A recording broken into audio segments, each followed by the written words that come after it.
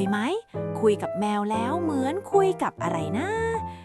ช่างมันเถอะเสียงร้องเหมียวเหมียวแบบไม่พอใจจริงๆแล้วเขากำลังเถียงคุณอยู่นะ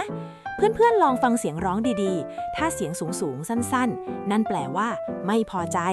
หรือถ้าหางกระดิกแรงๆก็เตรียมตัวรับมือเลยเพราะเขากำลังบอกว่าอย่ามายุ่ง